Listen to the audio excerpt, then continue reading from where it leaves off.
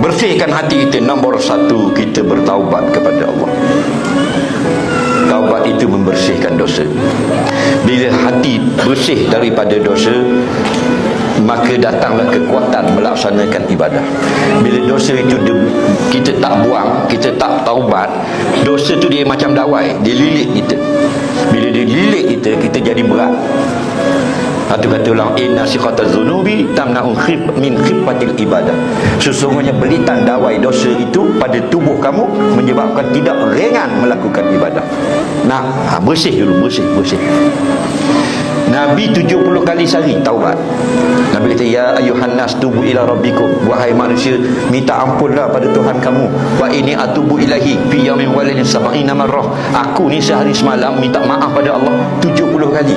Mulai sekarang amalkan. Lepas subuh 70 kali kata astagfirullah. Bangun tidur 10 kali. Lepas sembahyang subuh 10. Sampai ke isyak 60 kali. Nak tidur 10 kali lagi. 70 kali sehari minta ampun pada Allah.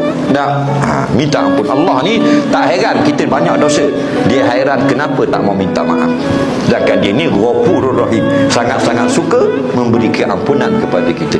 Banyak mana pun dosa, hatta ibu ani zambi kamala zambala. Orang yang minta ampun daripada dosanya, jadilah macam bayi yang tidak pernah melakukan dosa. Kemudian lakukan amal yang disuruh Allah. Dia akan jadi membersihkan hati dengan zikrullah dan sebagainya. Banyakkan selawat, banyakkan istighfar, baca Quran pada waktu malam. Ingat, satu huruf membaca Quran 10 Allah bayar. Man qara'a harfan min kitabillah falahul hasanah. Siapa baca Quran satu huruf, Allah bagi satu pahala. Al hasanah bi asyri amsalihha. Satu pahala ganda 10 kali.